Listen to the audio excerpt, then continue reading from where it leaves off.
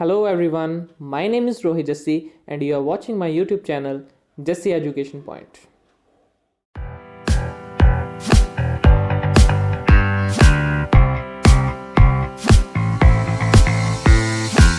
Hello guys, आज की इस वीडियो में हम कुछ इंपॉर्टेंट टर्म्स को समझेंगे जैसे कि offer, promise, consideration, agreement.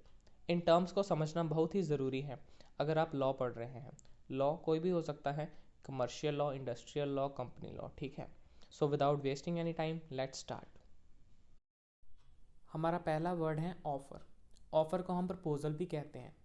According to section 2A of Indian contract act 1872, when one person signifies his willingness to do or to abstain from doing something with a view of obtaining the assent to such act or abstinence, he is said to make an offer or proposal. देखिए, offer का मतलब है जब एक व्यक्ति अपनी इच्छा किसी दूसरे व्यक्ति को बताता है। कौन सी इच्छा? कि वो किसी काम को करना चाहता है या उसे नहीं करना चाहता, plus the view of obtaining the assent of that other, यानी कि वो जिसे इच्छा अपनी बता रहा है उसकी अनुमति भी चाहता है उसके ऊपर, यानी कि उसका अप्रूवल चाहता है, सहमति चाहता है, उसे हम कहते हैं ऑफर। जब एक व्यक्ति अपनी इच्छा जाहिर करता है किसी काम को करने के लिए या उसे ना करने के लिए किसी दूसरे के सामने, प्लस वो उसकी अप्रूवल चाहता है, जिसे वो बता रहा है वो इच्छा उसकी अप्रूवल चाहता है अपने काम के ऊपर, उसे हम कहते हैं ऑफ़र। देखिए, अब मैं आपको एग्जांपल देता हूँ, उसके थ्रू आपको अच्छे से समझ आ जाएगा कि ऑफ़र होता क्या है। तो देखिए, आपकी स्क्रीन के ऊपर एक इमेज शो हो रही होगी जिसमें एक लड़का एक लड़की को प्रपोज कर रहा है। तो केस 1 पढ़ते हैं पहले। देखिए, केस 1 में क्या है? लड़का कहता है आई विल मैरी यू, मैं तुमसे शादी करूँगा। अब देखिए, इसमें लड़का अपनी इच्छा जाहिर कर रहा है, लेकिन इसमें वह उसकी अनुमति नहीं मांग रहा, लड़की की अनुमति नहीं मांग रहा, असेंट नहीं मांग रहा। और दूसरा केस है will you marry me question mark, लड़का पूछ रहा है क्या तुम मुझसे शादी करोगी। अब देखिए, पहला केस और दूसरा केस, इनमें से ऑफर कौन सी है? सेकंड वाली, केस 2। अब देखिए केस 2 कैसे, क्या तुम मुझसे शादी करोगी, विल यू मैरी मी। इसमें लड़का एक काम को करने की अपनी इच्छा जाहिर कर रहा है लड़की को, प्लस उसकी सहमति भी मांग रहा है, अप्रूवल भी मांग रहा है, असेंट भी मांग रहा है, जो मैंने आपको बताया था। तो will you marry me question mark offer है। लड़का एक ऑफर दे रहा है लड़की को, क्या तुम मुझसे शादी करोगी, इसे हम कहेंगे ऑफर। देखिए, हमारा नेक्स्ट टॉपिक जो है वो है ऑफरर एंड ऑफरी। ये दोनों वर्ड्स ऑफर से रिलेटेड ही हैं। देखिए, ऑफरर का मीनिंग क्या है? A person who makes an offer, यानी कि जो व्यक्ति ऑफर करता है, जो व्यक्ति अपनी इच्छा जाहिर करता है, उसे हम कहते हैं ऑफरर। ऑफरी कौन है? A person to whom an offer is made, जिसके सामने वो ऑफर की गई है, जिसके सामने वह प्रस्ताव रखा गया है, उसे हम कहेंगे ऑफरी। जो व्यक्ति ऑफर करता है उसे हम कहते हैं ऑफरर, जिसके सामने वो ऑफर की गई है, जिसके लिए वो ऑफर की गई है कह सकते हैं, उसे हम कहते हैं ऑफरी। अब देखिए example, mister X ask mister V will you buy my house. Mister X ने मिस्टर वी के सामने प्रस्ताव रखा, क्या तुम मेरा घर खरीदोगे। ठीक है, इसमें देखिए ऑफर क्या है, will you buy my house, ये ऑफर है जो कि मिस्टर एक्स ने मिस्टर वी के सामने रखी। और यहाँ पे ऑफरर कौन है? मिस्टर एक्स, जो कि ऑफर कर रहे हैं। किसको कर रहे हैं? मिस्टर वी को। सो मिस्टर वी कौन है? ऑफरी। ऑफर करने वाला ऑफरर, यानी कि मिस्टर एक्स, जिसे ऑफर की गई है वो ऑफरी होता है, यानी कि मिस्टर वी। हमारा नेक्स्ट वर्ड है प्रॉमिस। अब देखिए, मैंने आपको ऑफर क्लियर कर दिया है, ऑफर क्या होता है। उसमें दो पार्टीज होती हैं, एक ऑफरर और एक ऑफरी। अब जब ऑफरर ऑफर करेगा ऑफरी को, जब वो सेकंड पर्सन यानी कि जो ऑफरी है उस ऑफर को एक्सेप्ट कर लेगा, तो वो ऑफर प्रॉमिस बन जाएगा। यानी कि जब ऑफर एक्सेप्ट हो जाता है तो हम उस ऑफर को प्रॉमिस कहते हैं, वो ऑफर प्रॉमिस में कन्वर्ट हो जाता है। देखिए, मैं आपको एग्जांपल देता हूँ। मिस्टर एफ प्रपोजेस और offers to sell his scooter to mister J for 50,000 rupees. अब यहाँ पे देखिए मिस्टर एफ जो है वो है ऑफरर, मिस्टर जे है ऑफरी। ऑफरर यानी कि जो ऑफर कर रहा है और ऑफरी जिसे ऑफर की जा रही है।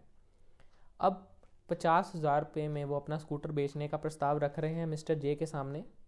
तो मिस्टर जे ने उस ऑफ़र को एक्सेप्ट कर लिया।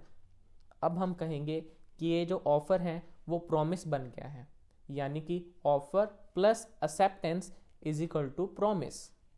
अब मिस्टर जे ने एक्सेप्ट कर लिया है ये ऑफ़र, यानी कि ऑफरी जो है उसने ऑफ़र को एक्सेप्ट कर लिया। तो अब हम कहेंगे कि ये ऑफ़र जो है वो प्रॉमिस बन चुका है, यानी कि offer plus acceptance is equal to promise. अब हम कहेंगे कि mister F promises to sell his scooter to Mr. J for ₹50,000।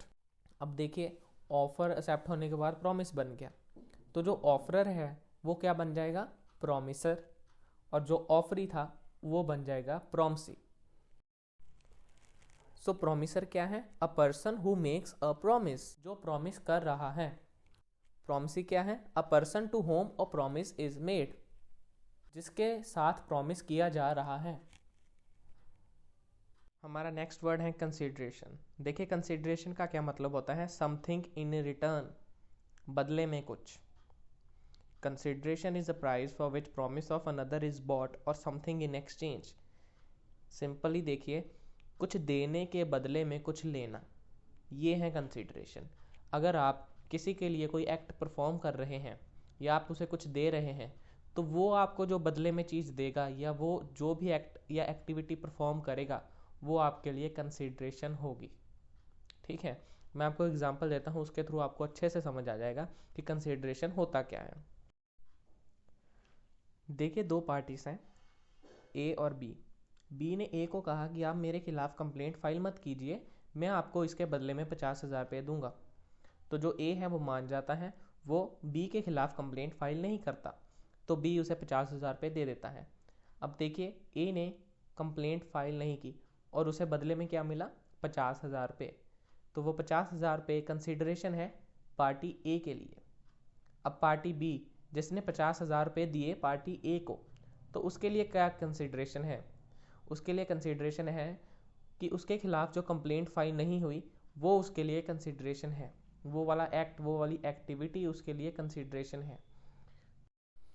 So consideration क्या हुआ, अगर आप किसी को कुछ दे रहे हैं तो आपको जो बदले में मिल रहा है उसे हम कहेंगे कंसिडरेशन।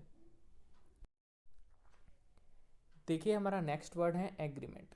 एग्रीमेंट क्या है, every promise and every set of promises forming consideration for each other is an agreement.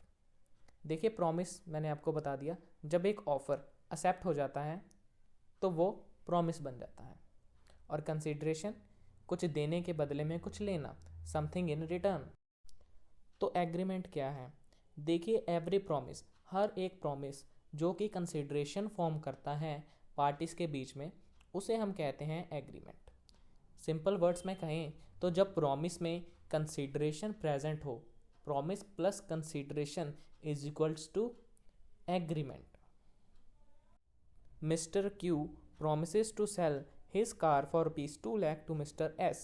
यहाँ पे देखिए प्रॉमिस प्रेजेंट है, मिस्टर क्यू जो है वो प्रॉमिस कर चुके हैं कि वो अपनी कार बेचेंगे मिस्टर एस को 2 लाख रुपए में, और जो मिस्टर एस हैं वो उनकी कार खरीदेंगे 2 लाख रुपए में।